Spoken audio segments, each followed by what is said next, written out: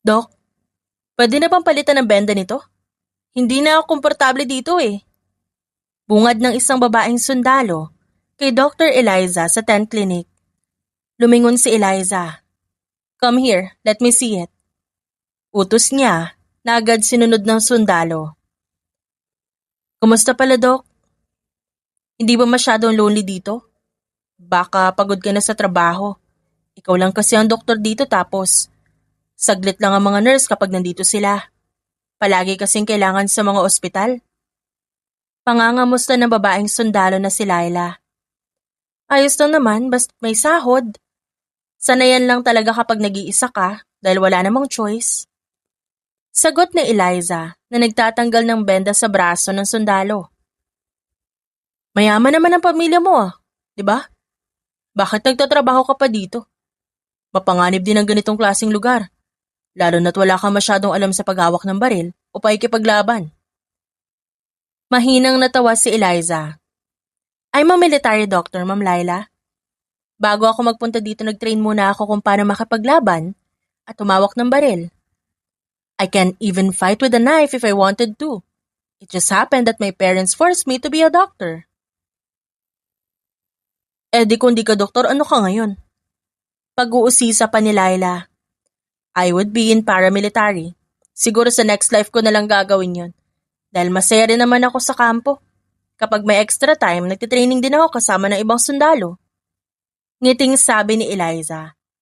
Para kay Eliza, masaya naman siya sa ganitong klaseng trabaho. Marami siyang kaibigang sundalo, mapalalaki man o babae. Mas pipiliin niya ang buhay dito kaysa sa magulong lungsod na pinanggalingan niya. Hindi ka na ba babalik sa syudad? Baka miss ka na ng pamilya mo. Alam mo namang hindi tayo makakaalis dito hanggat di natatapos ang mga misyon. Di na muna siguro, hanggat wala nakakahanap na papalit sa akin. Kahit pansamantala lang. Alam mong nasabi ko na sa'yo noon na masyado akong pinipilit ng parents ko sa mga bagay na hindi ko naman talaga gusto. Saad ni Eliza na biglang nalungkot. Napangiti na lamang ang dalaga nang tapikin siya sa balikat ng kaibigang si Laila. Grabe naman kasi yan. Ano ba ang pinipilit nila sa'yo?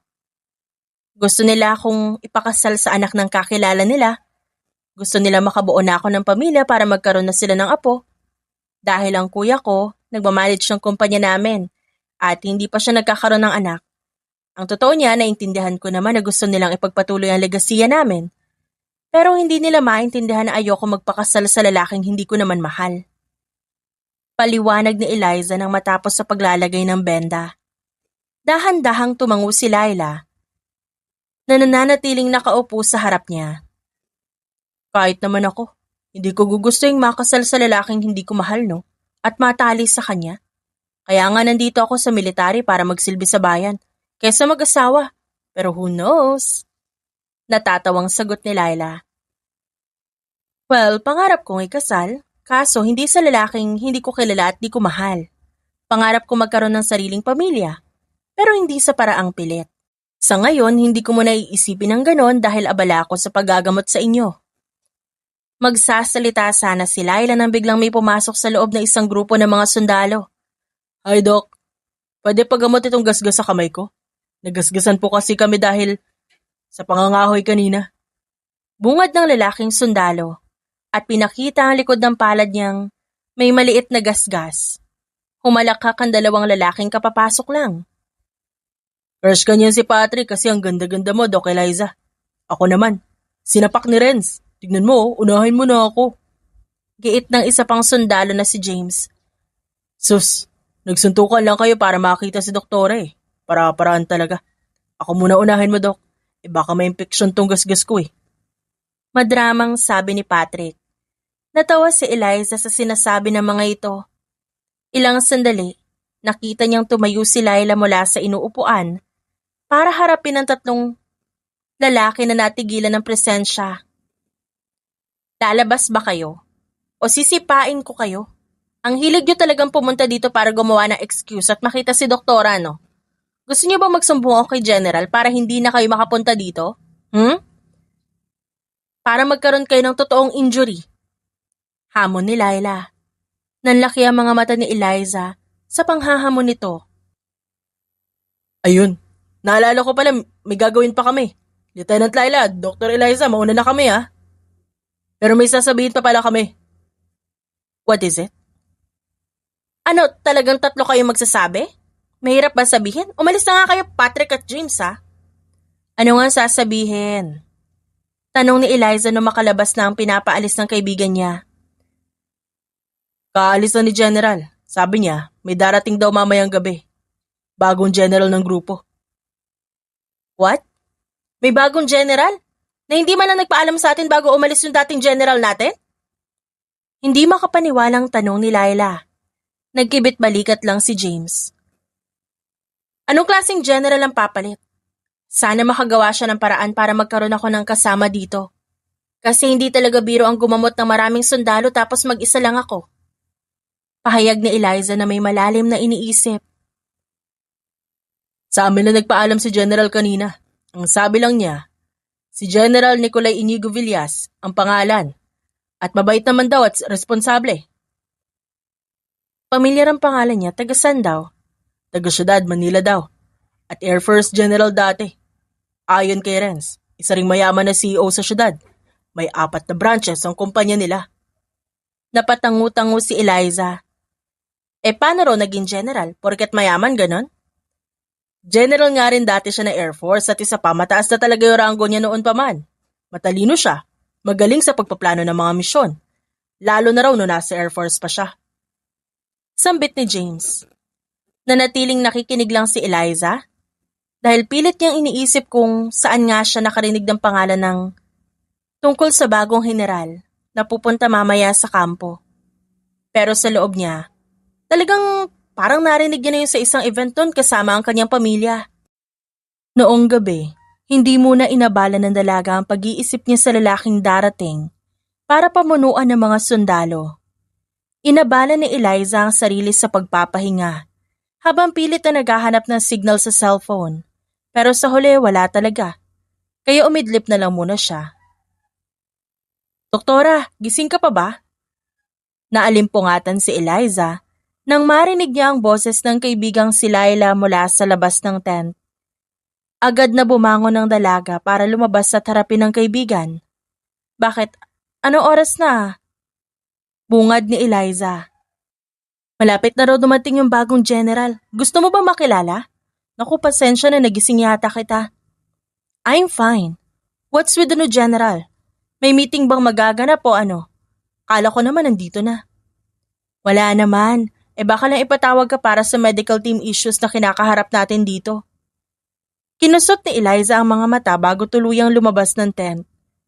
Sabagay, kailangan niya namin mag-usap tungkol doon sa lalong madaling panahon para masolusyonan agad.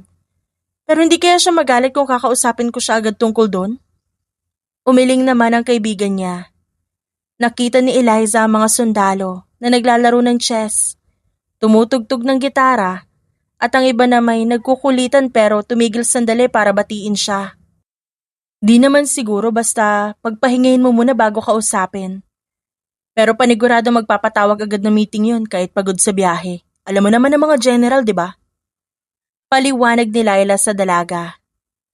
Tumango na lamang si Eliza at umupo sa isang bakanting silya. May boiled egg pa rito. Kumain ka na ba, Doc? Tanong naman ni Patrick na nasa kabilang mesa. I'm fine but thanks for offering. Pilit nang ngumiti si Eliza.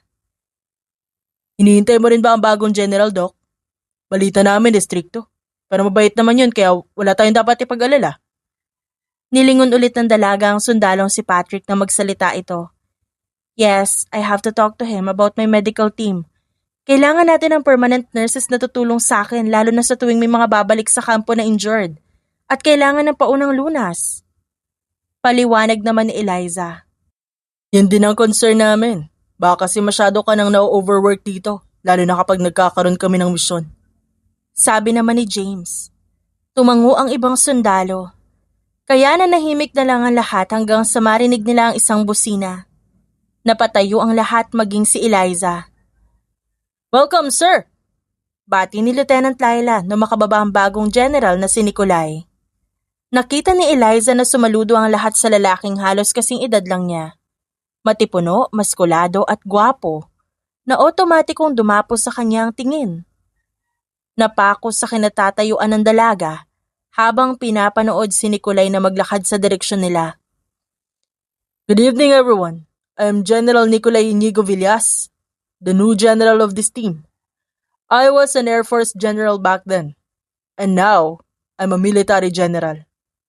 Malamig ang boses ni Nikolay na hindi inaalis ang tingin kay Eliza. Good evening, sir. May kailangan po ba tayong gawin o meeting ngayong gabi? Tanong ng lieutenant. We'll have a meeting tomorrow morning but for now, I want to know who is Eliza Salvador here? I heard from the previous general that she's here and she's a doctor. Iginala ni Nikolay ang tingin niya sa paligid hanggang sa humakbang paharap si Eliza. I am Dr. Eliza Salvador General. Seryosong sambit ng dalaga. Bumaba ang tingin ni Eliza nang biglang naglahad ng kamay ang binata sa harap niya. Kahit nag-aalangan, tinanggap niya yun para kamayan ng lalaki. It's a pleasure to meet you. Can we talk inside the tent? I have to discuss with you about something. Huminahon ang boses ni Nikolay. Biglang may namuong kaba sa dibdib ni Eliza nang marinig yon. Pero kalaunan tumango siya. That's great. I also have something to discuss about the medical team. Sagot ng dalaga na binawi ang kamay niyang hawak pa rin ng binata. Nagtagal ang titig ni Nikolay sa kanya hanggang sa matauhan at ibaling sa mga sundalo ang tingin. I'm sorry if I had to make you all wait. You may go inside to rest. Bukas na lang ang meeting para diretso training. Then we'll plan about our new mission. Pahayag ng binata. Hindi nagtagal, sumunod na si Eliza sa loob ng malaking tent kung saan sila mag-uusap. Huminto ang dalaga at humarap sa kanya si Nikolay na kapwa seryoso din ang tingin.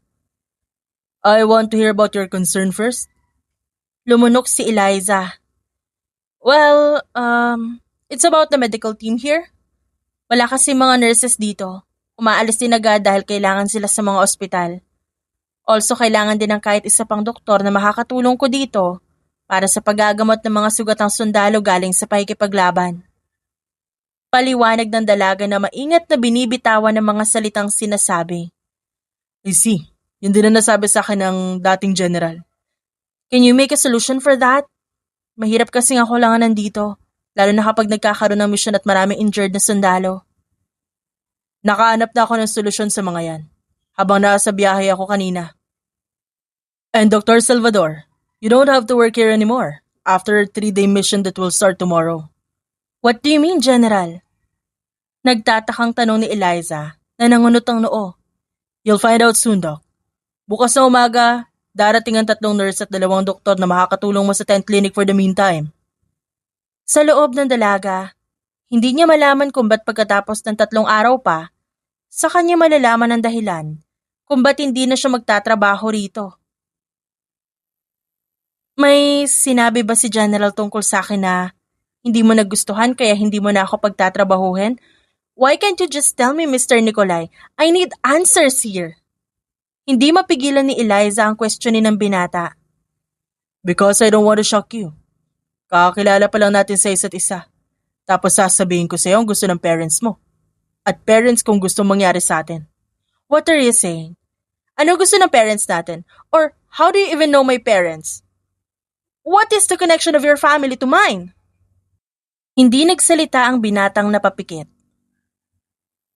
Kapag hindi mo sinabi sa akin ng sagot, sisiguraduhin ko ang hindi ka makakatulog ng mahimbing ngayong gabi. Fine.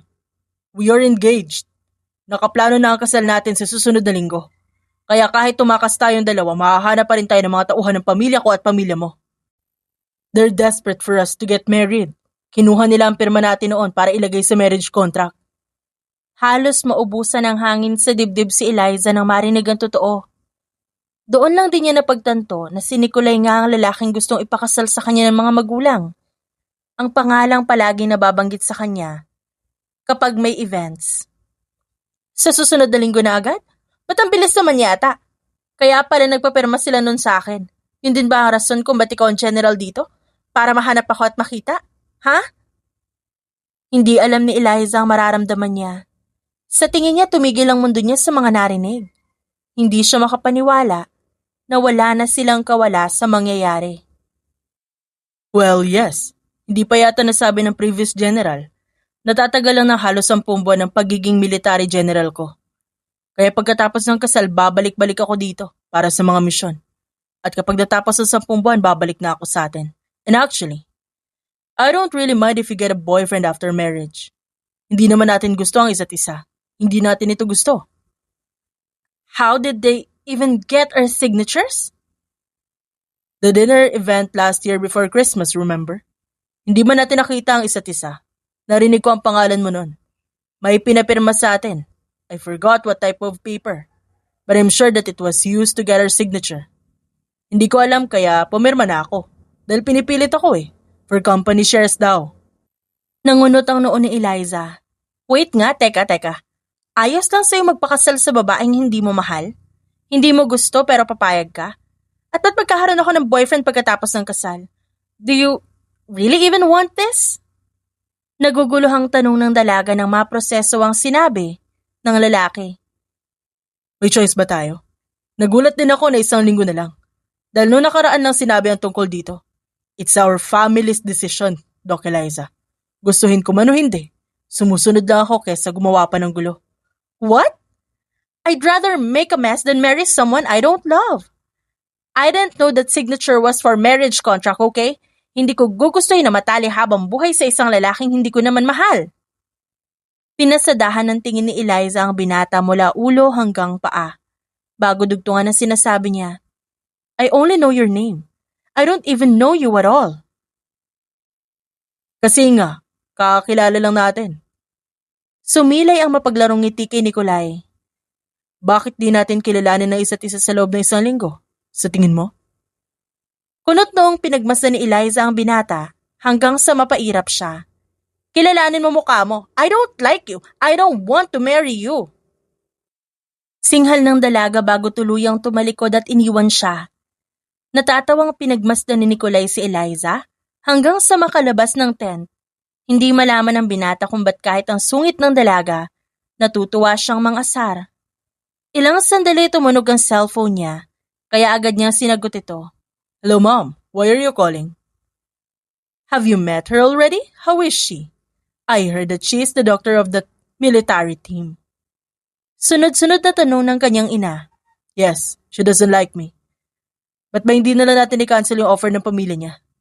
1 linggo lang ang palugit namin. Napaka-draining naman nun. And look, we don't want to marry each other. She already hates me. Napakamot si Nikolai sa ulo at naupo sa silyang nasa gilid. Iho, we also need their shares in our company. Noon pa man ay pinagkasundo na namin kayo. If this is about you not loving each other, you will learn how to love each other in the future, just like me and your dad. Iba naman ho kayo sa amin. Hindi natuturuan ng puso magmahal. Kagaya ko, ayaw din niya matali sa isang kasal, na hindi naman bukal sa kalooban, na hindi nga namin kilala ang isa't isa. Ba't kailangan niyo pang kunin ang pirma namin? That's not good. That feels like trapping us in a marriage that we don't even want. Trapping? It's for your own good. Kung magsasabi ka na magsasabi tungkol sa hindi mo gustong matuloy ang kasal, wala na kayo magagawa. You just have to marry each other. Mahirap ba yon? Just get to know each other and you're done. Tumaas ang boses ng ina ni Nikolai, kaya sa huli wala na siya nagawa pa. I'll just see you soon, Mom. Malamig niyang sabi bago patayin ang tawag. Nagbuntong hininga siya at tumayo para puntahan ang higaan. What else can I do? I hate this situation. Ani niya sa sarili. Kinabukasan, nagising siya ng maaga kasabay ng mga sundalo. Pero napansin niyang hindi pagising ang dalaga na sinawalang bahala niya na lang para maituon ng buong atensyon sa meeting. We have to do a 3-day mission. Madali lang ang gagawin. Kaya sinisiguro ko matatapos natin yun sa loob lang ng 3 araw. All you have to do is to cooperate. Panimula ni Nikolai sa tapat ng grupong masinsinang nakikinig sa kanya. General, lahat po tayo o may maiiwan dito? Tanong ng sundalong si Patrick. May mga maiiwan dito dahil ang gagawin natin, pupunta sa mga remote area na naapektuhan na nakaraang bagyo para mamigay ng relief goods. 3 araw yon dahil maraming lugar ang naapektuhan at ang pamilyang nasiraan ng tahanan. Paliwanag ng binata. Tumango ang lahat. Kung marami pong lugar, bakit di na lang tayo lahat? It will be easy. Sabat ni James. It will be easy, yes. Pero walang maiiwan dito para magbantay sa kampo. Darating mamaya ang ibang nurse at doktor para sa bagong medical team. We can't leave the medical team, especially Dr. Salvador. My fiancé shouldn't be alone here without any soldiers. Narinig ng binata ang pagsinghap ng mga sundalo sa mga sinabi niya. I can protect myself, General Nicolay. Di ko kailangan ng proteksyon niyo. Napalingon si Nicolay sa gilid nang marinig si Eliza na magsalita. You guys are engaged? How? Hindi ba't kakakilala niyo palang kagabi sa isa't isa? Gulat na tanong ni Lieutenant Laila. Napairap si Eliza at humalukip-kip. Long story, Lieutenant. Ayoko na pag-usapan dahil nakakainis lang. And by the way, good luck sa 3-day mission. Hindi alam ng dalaga kung bakit pagkatapos ng pag-uusap nila kagabi. Sa tuwing makikita niya ang binata na iinis siya at nagagalit. Lalo na sa tuwing iisipin niyang walang pakialam si Nicolay kung ikakasal sila o hindi. Mood swings agad, Doc. Naku naman talaga, oh. Halakhak ni James, pero natigil din na sikuhin siya ni Laila. Nag-breakfast ka na ba? Bakit? May bacon ba dito? Meron. Pero huli muna ako ng baboy ramo para gumawa ng gusto mong breakfast. Ngisi ng lalaki bilang pangaasar. Inalis na lamang ni Eliza ang tingin sa kanya. Nagpunta sa pantry para mag-almusal. Habang kumakain, ramdam niya ang inis sa lalaki. Pasulyap-sulyap din ito sa kanya, kaya nang matapos siya sa pagkain nagkulong na lang siya sa tent clinic hanggang sa dumating ang medical team. Hi, Doc! We're the new medical team. Bati ng isang babaeng doktor nang makapasok sila sa loob. Pinapasabi ni General bago sila umalis na magpahinga ka raw sa tent. Kami raw ang bahala dito, Doc. Ayaw yata ni General Villas na mapagod na mapapangasawa niya. Panunukso ng lalaking doktor. No, I'm fine here. Umalis na sila? Opo, kaalis lang. Hindi ka raw niya iistorbohin. Pinabibigay niya lang daw ito para makabawas sa init ng ulo mo. Nilahad ng babaeng doktor ang isang maliit na candy. Napangiwi ang dalaga habang nakatingin doon. Are you serious? Tanong niya sa babaeng doktor. Opo, Doc. Kunin niyo na to. Puso niyo to eh. Kindat ng babae. Tumayo si Eliza at kinuha yon. Thanks, good luck here. Peke siyang umiti bago tuluyang umalis. Habang tinitignan ng dalaga ang maliit na kapiraso ng candy, nararamdaman niya ang pag-iinit ng kanyang ulo. Kaya sa huli hinagis niya ito papunta sa kakahuyan. I hate you, Nicolay. I don't wanna marry you. Ang lakas mong mang-asar? Gigil niyang angil sa sarili. Kahit hindi siya naririnig ng lalaki. Sa kabilang banda naman abala si Nicolay sa pamimigay ng relief goods. Habang hindi mapigilang isipin ang tungkol sa candy na pinabigay niya bilang pang-aasar sa dalaga. Sa tingin ko, nainis yun, General. Saad ni Patrick. Pikunin pa naman yung babaeng yun. Baka nag-aalboroto na yun ngayon, lalo na't ayaw niya sa'yo. Sambit na nakangiting si Lieutenant Laila sa tabi ng binata. Hindi napigilan ni Nicolay na magsabi sa lieutenant ang nararamdaman niya. Lalo na nang malaman niyang kaibigan ni Laila ang mapapangasawa niyang si Eliza. Ayoko rin naman sa kanya. Hindi ko siya type. Hindi ko type yung mga ganong katulad niya. Ang sarap lang niya asarin dahil cute kapag nagagalit. Kung ganon, bakit di niyo pa iurong ang kasal? Ayaw niyo pala sa isa't isa. Paniguradong magiging miserable lang ang buhay niyo kapag kinasal kayo. Sambit pa ni Laila. Wala na kami magagawa. Kahit ayaw namin, gusto naman ng mga magulang namin. Nakaplano na ang kasal. Ang gagawin na lang namin ay umatan sa mismong araw. Dahil hindi kami pwedeng tumakas. Paliwanag ni Nicolay na nagbuntong hininga pero ngumingiti sa mga taong kaharap. Bakit naman? Sa isang linggo na ang kasal naming dalawa, para wala daw kaming takas. Hindi nga alam ni Eliza ang tungkol doon. Kinuha lang ang perma namin. Hindi namin alam na para sa marriage contract. Marami ring tauhan ng pamilya namin at hindi nila hahayaan na hindi kami maikasal para sa shares ng kumpanya.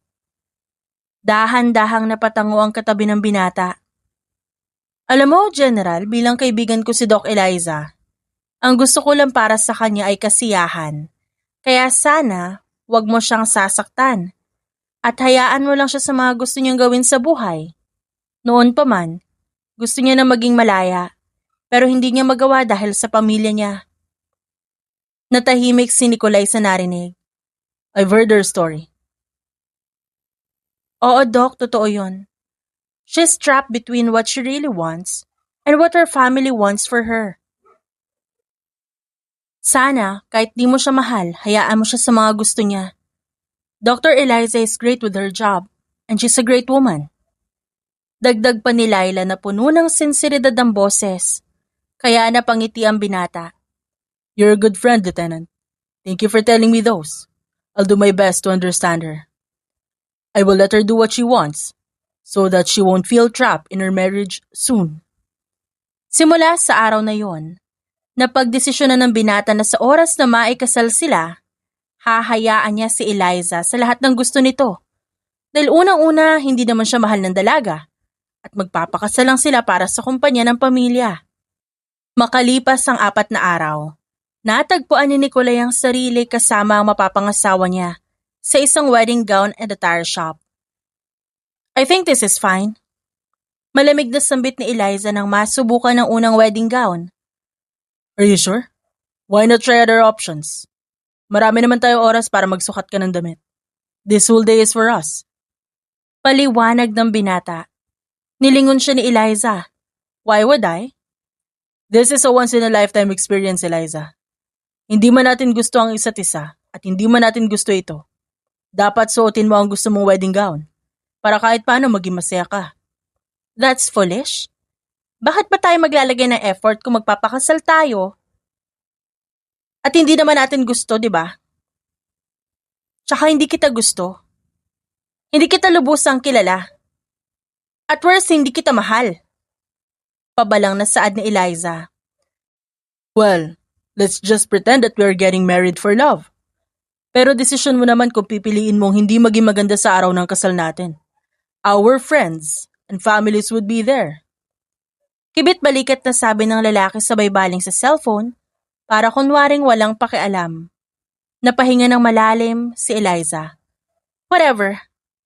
Kumuha siya ng ibang gown para subukan hanggang sa makalimang sukat na siya.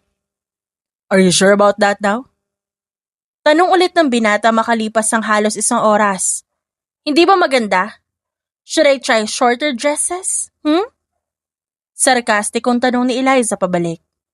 Mahinang natawa si Nikolay habang pinapanood siya. Maganda. I just figured that flowy sleeves suit you.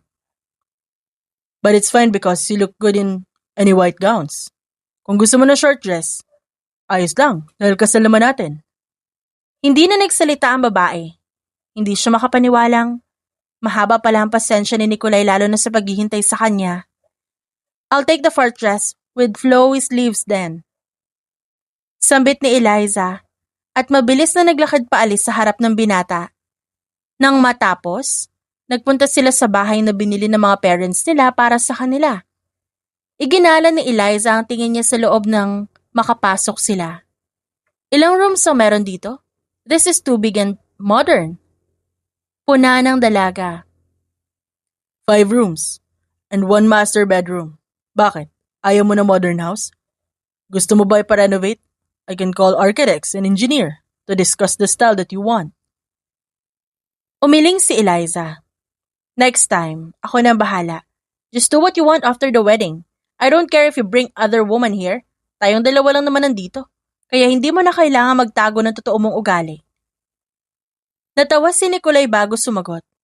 I'm not that type of man, Eliza. Sa'yo at sa trabaho ko lang ako kasal. Oh really? Who will satisfy your needs? What do you mean? I can handle myself. Mapaklang natawa si Eliza.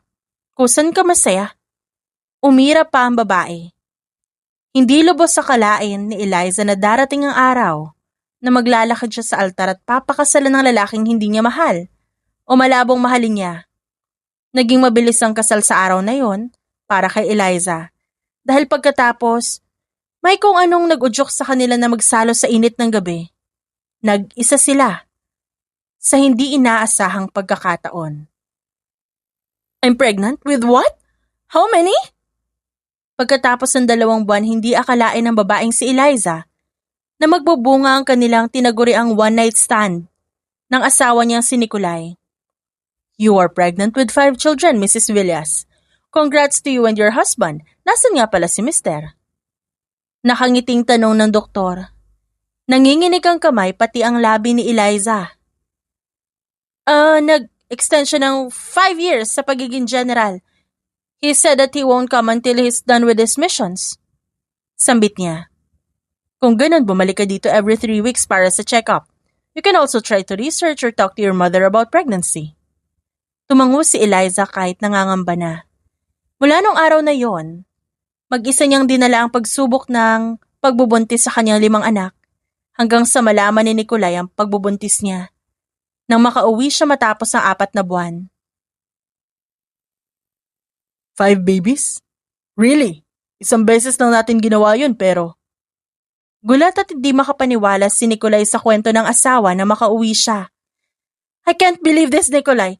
We don't even love each other. Yet, we will have children? Shh! We have to love each other for a baby. Kapag lumabas sila, palalakihin natin sila at hindi natin ipapakita na hindi natin mahal ang isa't isa. Umiling si Eliza na naluluha. Hindi tayo pwede magsinungaling sa mga bata. Ayoko magsinungaling tayo sa kanila tungkol sa relasyon natin. Pero ang gusto ko palakihin natin sila at mahalin. Natigilan si Nikolai pero kalaunan, napagtanto niyang tama ang sinabi ng asawa. Kaya tumango na lamang siya at niyakap si Eliza. We will love them, okay? You don't have to be scared because I will be here. I will leave the military for the meantime to take care of you and our babies. Okay? Pero sino magiging general nila kung wala ka? I'll find a substitute. Pwede naman akong bumalik-balik sa atin kapag wala kaming misyon. Isa pa, kailangan ko kayong alagaan ng mga bata. Mas importante ang kalusugan niyo kaysa sa trabaho meron ako. Kailangan kong gampanan ng pagiging asawa ko sa'yo at pagiging ama sa magiging anak natin. Thank you, Nikolai. Thank you for being there for me. I will always be here for you and the babies. Kayo muna bago ang lahat. Do you even feel trapped with this marriage? Hindi ka ba nagsisisi? Nikolai, you don't really have to do this. You don't have to give up everything for a family you don't even see yourself with. Umiling si Nikolai, sabay haplos sa pisngi niya. Kung sa tingin mo, gusto ko ang kasal na ito kaya kagalit sa akin. Dati ko pa hinihiling kina mami na itigil ang kasal. Pero sa tuwing pag-uusapan namin, nagagalit sila kaya wala akong nagagawa. I was mad at them. No, I don't feel trapped because I wouldn't do that thing with you that night if I hate you. Natigilan si Eliza pero kalaunan na pangiti siya. Salamat, Nikolai. Ako yata ang dapat magpasalamat sa iyo eh. Dahil bibigyan mo ako ng mga anak. So let me take care of you for the rest of our lives. Noon pa man, ayaw na ni Eliza sa lalaki. At galit siya. Dahil wala man lang itong ginawa para itigil ang kasal. Pero ngayon, hindi niya akalain na magagawa siyang panagutan at panindigan ni Nikolai na nagpapasalamat sa kanya dahil sa mga bata. Pinagpapasalamat niya din na ganoon ang turing sa kanya nito kahit hindi naman nila mahal ang isa't isa. Hello, how's our babies? Tanong ni Nikolai kay Eliza makalipas ang halos 5 taon na pagpapalaki sa mga bata. Ang kukulit na mga anak mo. Gusto ko na raw makita. Kailan ka ba babalik? I'm sorry. If I have to extend for almost 5 years, Eliza. Wala pa kasing papalit sa akin pero sana ngayong year meron na. Don't worry. I will be there tomorrow. But I'll surprise them so keep quiet. That's okay, Nico. As long as you're safe. And actually umiiyak si Darren at Tristan. Kasi miss ka na nila. Hindi ko alam kung paano patatahanin pero ang sabi ko, kakain tayo ng favorite food nilang tempura kapag nakauwi ka na. Si Kaden nga tumawag sa akin sa iPad niya kanina. He says that you missed me. That's why I called you. Totoo ba yun? Pang-aasar ni Nikolai sa kabilang linya. Humalakhak naman si Eliza. He knows how to call now, and I forget to tell you. But no, I did not say that.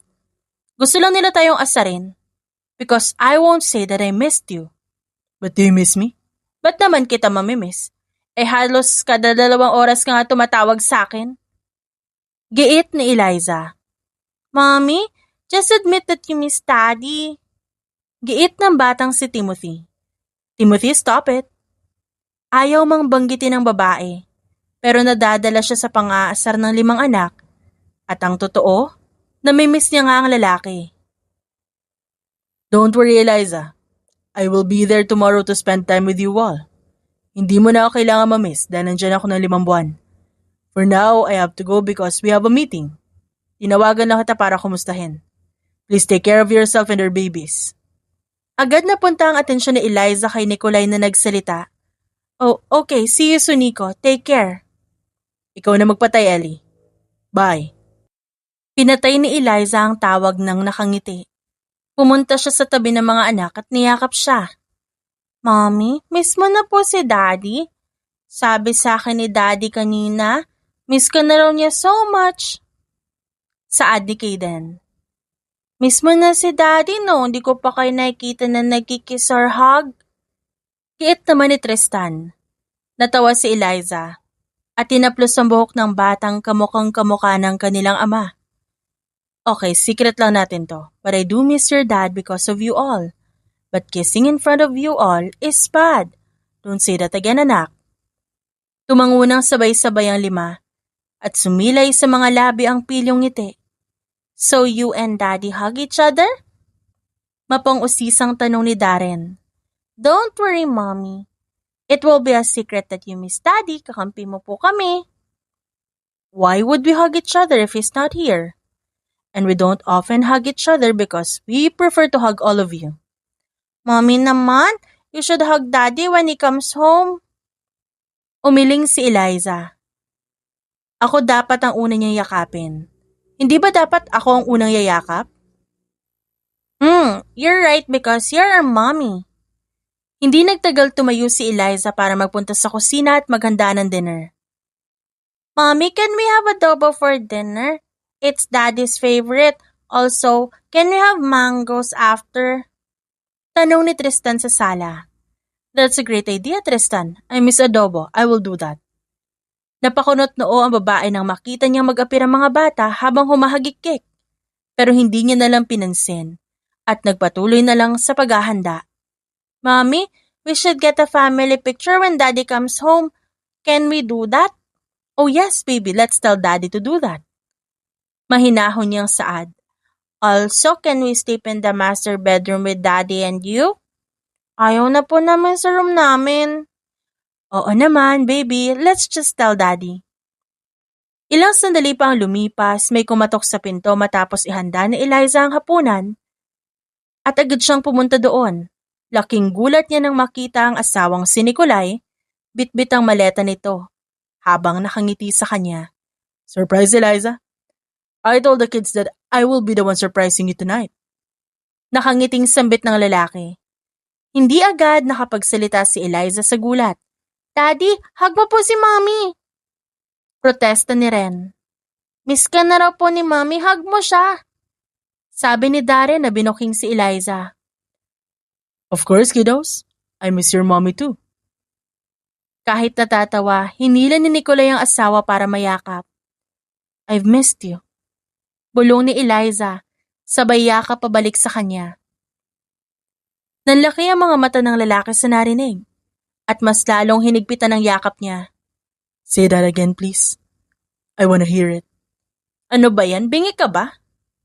Natatawang tanong ni Eliza at humiwalay sa yakap.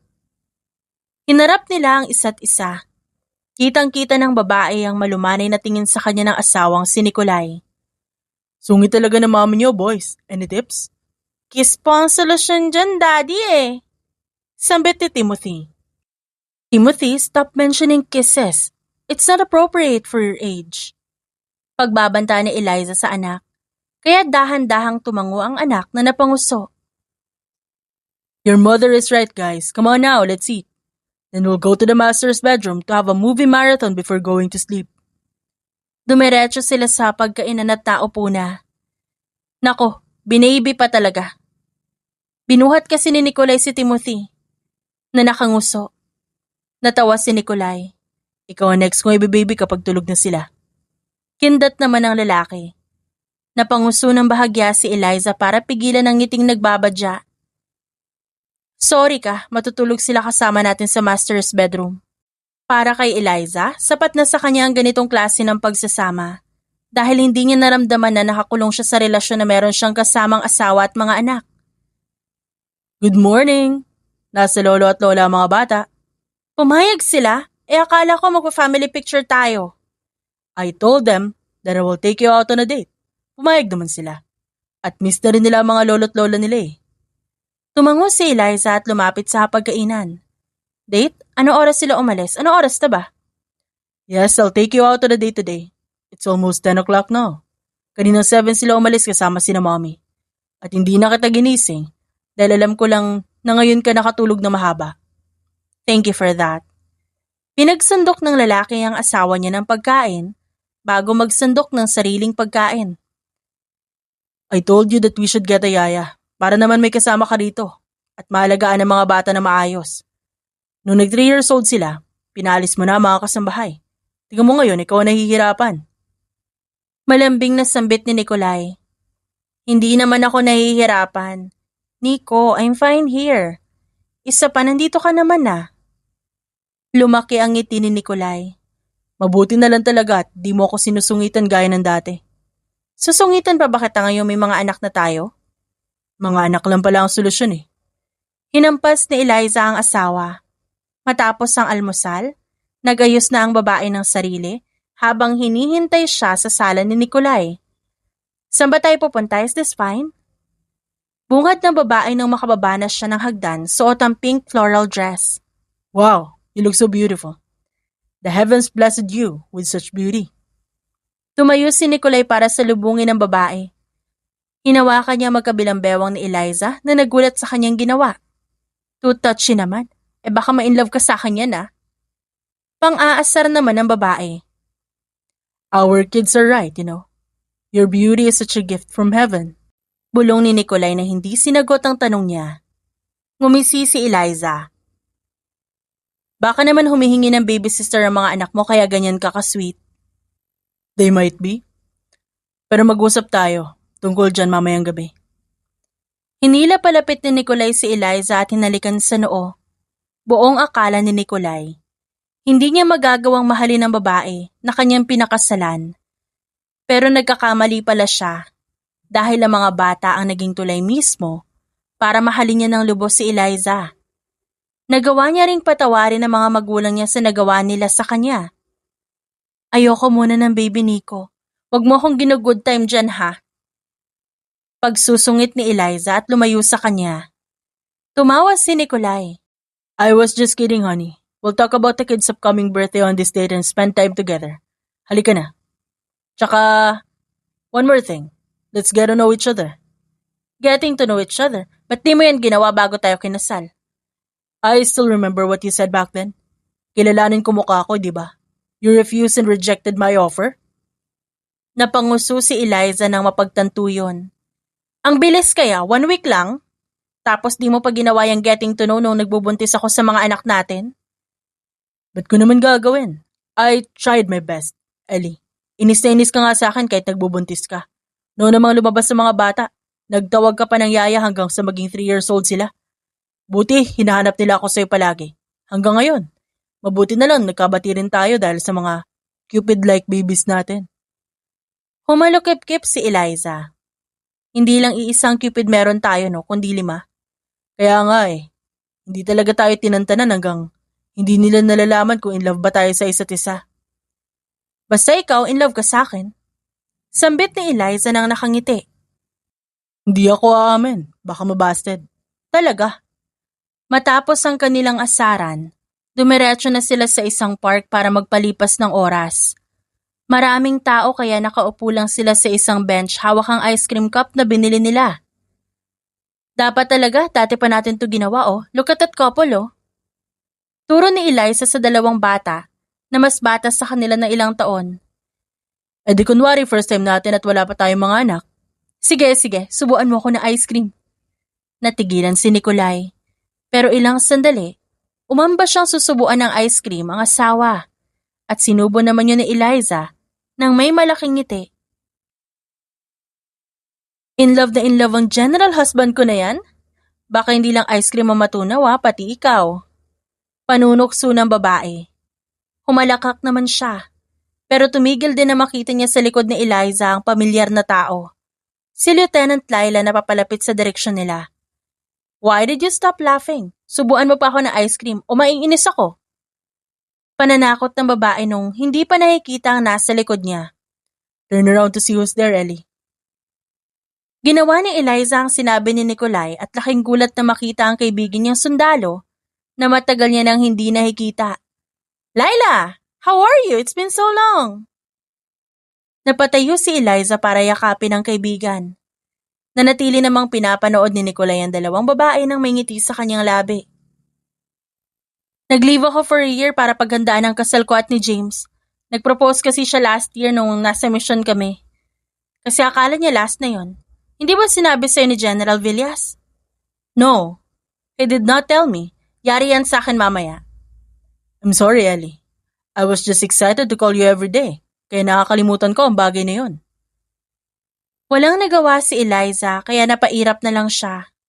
Do you want to get an ice cream, Laila? What about your husband? Tanong ni Laila na natatawa. Pwedeng dyan ka muna, Nico. Bibili lang kami ng ice cream. I'll get you another one if you want. Sure. Here's the money. Thank you. I'll get you your avocado flavor. Nang makalayo, pabirong sinagi ni Laila si Eliza na hanggang ngayon nakangiti pa rin. Kamusta naman ang buhay may asawa? In love na yata si General Villas sa'yo? Ayos naman, masaya naman. Dahil hinahayaan niya ako sa mga gusto ko. I don't feel trapped at all.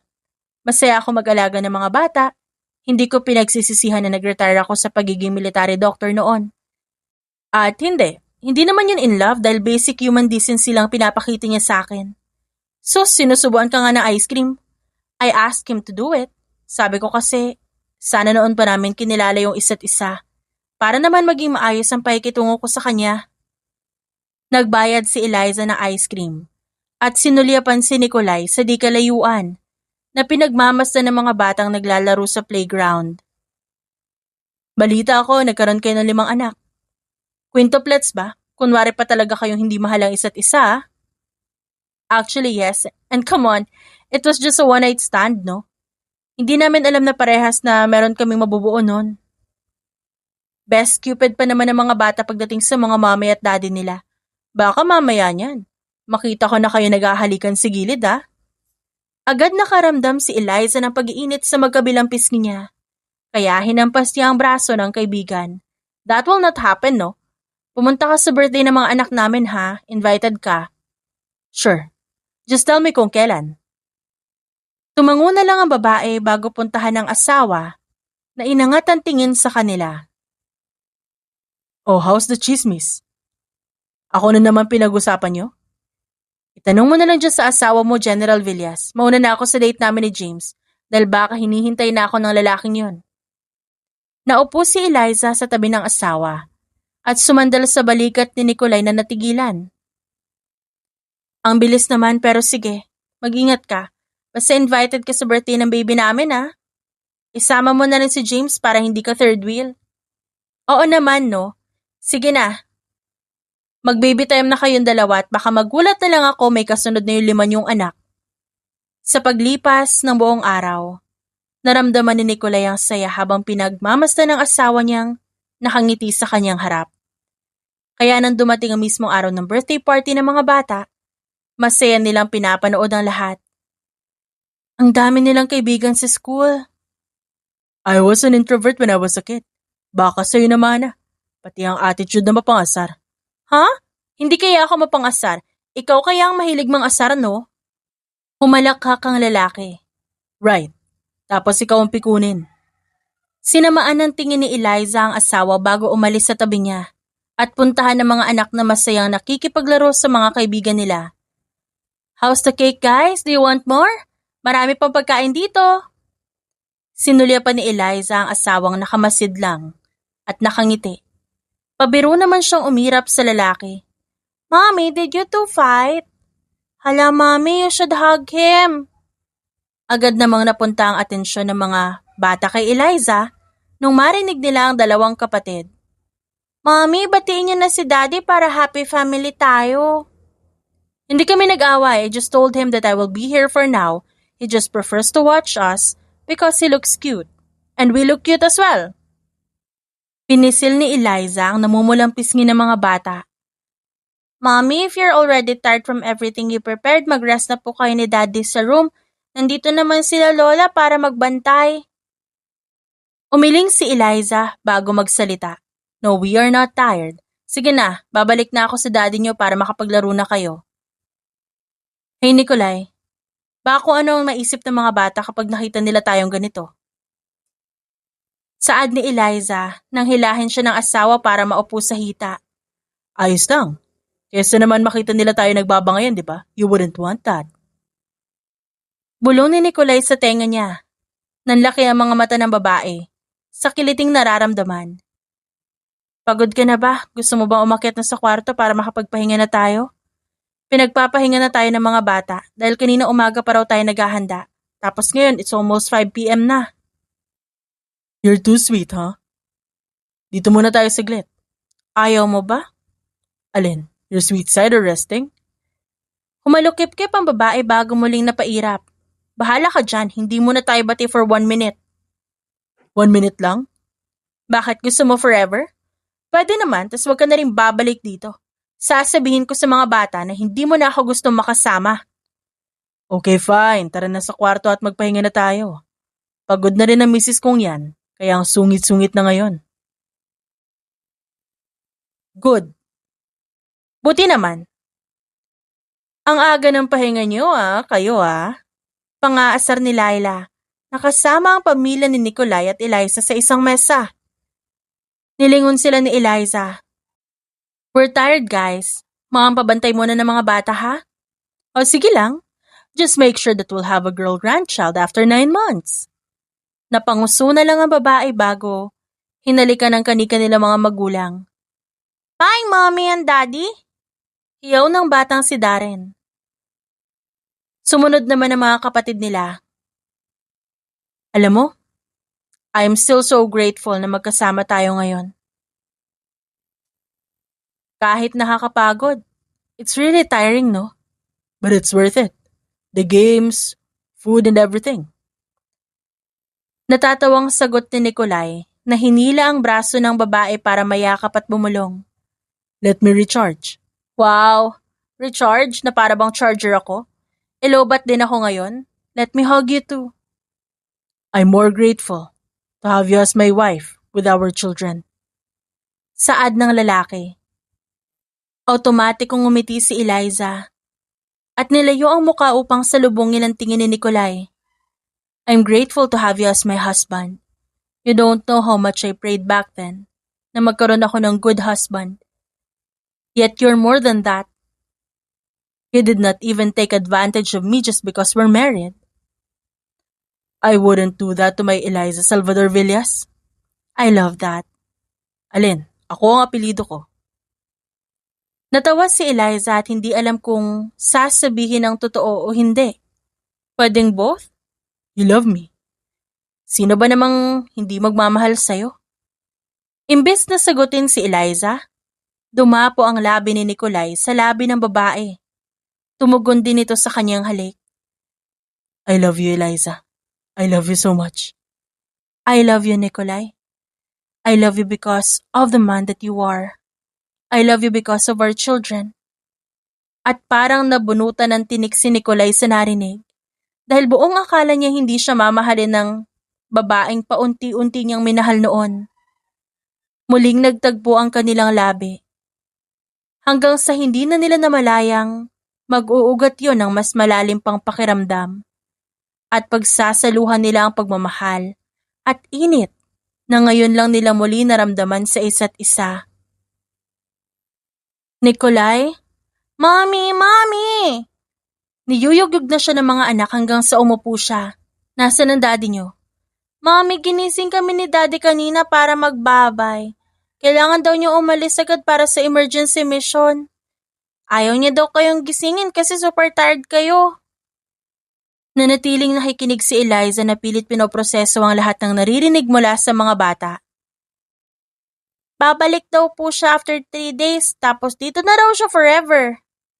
Okay lang na 3 days siya mawala, basta dito na siya forever and ever sa atin. Napalunok si Eliza at agad kinuha ang telepono sa nightstand para matawagan ang asawa.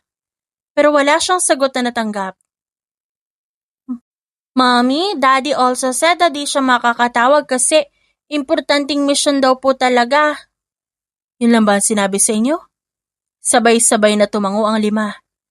Nakaramdam siya ng matinding kaba sa hindi malamang dahilan. Sa kabilang banda naman, habang maingat na nakikipaglaban si Nikolay sa mga rebelde, pilit niyang iniisip ang pamilyang naiwan, kaya gusto niya na itong matapos. I need some ammo. Here, General. Be careful. Sinalo ni Nikolay ang mga among hinagis sa kanya. Kaya ba natin to ng 3 araw, sir? We still have to find the bombs. I know where they are. Just trust me. And after this, we can go back to our families, okay? Tumango ang lahat kaya napanatag siya. We have to be careful because we still have families to come back to. Yes, sir. We can do this. Not just for our safety, but also for the country. Sigaw ni Renz. Let's send this, everyone. I hope we can do this not in 3 days, but in 2. This is a very important and dangerous mission, so we have to be quick. Kaya natin to ng 2 araw. Hiyaw naman ni Renz. Halos 10 oras ang tinagal bago sila makapasok sa kuta ng mga rebelde, habang 1 araw at kalahati ang tinagal bago mahanap ang bomba at mapatay ang mga ito. You did a great job, everyone. Masaya akong walang critical sa inyo. You may have injuries, but they will heal. And everything will be fine. Thank you so much for your cooperation. Nakangiting anunsyo ni Nikolay matapos ang halos 2.5 araw. Naku sir, si Patrick pinagulong ako sa Potecan kahapon. Nung ang saya-saya kasi tapos na yung mission at makakauwi na tayo. Nagkaroon tuloy ako ng gasgas. Pagsusumbong ni Renz na tinawanan lang ng lahat. Gasgas lang yan, pre. Kung nandito si Doc Eliza, ginamot niya na to. Kahit gasgas sa sugat na maliit, hindi nun pinapalampas kasi baka raw may impeksyon. Huminga ng malalim si General Nikolay. This is the last mission I will have with you. Because after almost 6 years, I will finally retire to spend my time with my family, my wife and my children. I had a great time with you all. You are not just my fellow soldier, but also my second family. For now, your new general is on his way to meet you. Thank you so much. Hindi nagtagal agad ding umalis ang lalaki para umuwi sa kanyang mga mag-iina. Hindi niya na nagawang tumawag dahil nasa biyahe na siya at bumili pa ng malaking bouquet ng rosas na iuuwi niya para sa asawa. I'm sorry for not waking you up that morning. You were so tired, and I just decided to tell those things to our kids. Nakatanggap siya ng hampas sa dibdib mula sa asawang naluluha na ngayon. I hate you. Ba't di ka man lang tumawag? Halos di ako makatulog tuwing gabi kasi iniisip kita. Singhal ni Eliza. I'm sorry. It was an important mission. That's why I couldn't even hold my phone or call you. I'm sorry, my love. Come here. Akala ko mawawala ka na sa akin. Akala ko hindi na tayo ulit magkikita nag-uumpisa pa lang naman tayong magmahalan, di ba? No. Hindi ako mawawala. Hindi na ako aalis sa tabi mo. Dahil tapos na ang pagiging sundalo ko, I will be focusing sa kumpanya at ang ating pamilya. Pagpapatahan ni Nikolay kay Eliza. Where are the kids? Tulog na. Maaga kong pinatulog kasi hindi matigil sa pagngin ng tsokolate na regalo ng lolo't lola nila. Hinahanap nila ako o hindi? I've missed them. Ako? Di ko alam na may ganyang side ka pala ha. Of course I missed you. Bumaba ang tingin ni Eliza sa malaking bouquet na hawak ng asawa. Is that for me? Yes, of course. Bibilhan man kita ng bouquet tuwing Valentine's Day, Christmas or New Year. Iba to. Because this is the symbol of my love for you. Take this and accept my love for you. Tinanggap ni Eliza ang kanyang regalo. Thank you so much for accepting. Thank you so much for this, Nikolai. Thank you for loving me. I should be the one thanking you for giving your heart to me. Ang akala ko hindi mo ako magagawang mahalin eh. I love you, Nikolai. I love you more, my Eliza. Let's go inside and surprise our kids. Agad silang pumunta sa kwarto ng mga bata para gisingin at isorpresa at sabihin nandito na ang daddy nila. Pinagmasdan ni Eliza ang 6 na magkakayakap habang nakaupo sa sahig. Daddy, na-miss ka po talaga namin. Kala po namin matatagalan kayo. Miss ka na rin po ni Mami, di ba Mami? Tumango naman agad si Eliza. Kita mo yan, Daddy? Na-miss ka daw ni Mami. Natawa naman si Eliza sa pangaasar ng mga anak nila. Mommy, come here. We don't want you to feel out of place. Kaya nga po, Mommy. Tara na po dito, mag-hug tayo lahat. Miss ka na rin po ni Daddy eh. Sumunod naman si Eliza sa gusto ng mga anak at naupo sa tabi ni Nikolai. Hindi rin nagtagal ang pagyayakap nila at hinalikan siya ng lalaki sa noo. Napakahilig niyo naman sa hug. Siyempre po, hugger kami. Sumandal si Eliza sa balikat ng asawa. Habang nilalaro ang mga bata, hindi na yan sila makakatulog, ginising mo pa kasi. It's okay. It's a surprise. Their next surprise would be, they will have a little sister or brother. Di pa nga tayo sigurado kung may nabuo. Advance mo naman masyado. It's sure. Very sure. Natawa na lang ng mahina si Eliza at pabirong hinampas ang asawa sa balikat nito. I love you, Eliza. Forever and ever. Maraming aral na maibibigay ang buhay sa isang tao, lalo na ang pag-ibig, dahil ito ang pinagmulan ng lahat. Pag-ibig ang siyang rason kung bakit ang isang tao ay nagpapatuloy sa buhay, madalas dahil sa pamilya o sa isang taong minamahal. Sa dulo, may mga bagay na siyang mag-uugat kung paano ang tamang pagmamahal at kung ano ang totoong pagmamahal. Ang importante ay makinig, matuto at pag-aralan nang sa ganoong paraan ay ating maisabuhay. The end.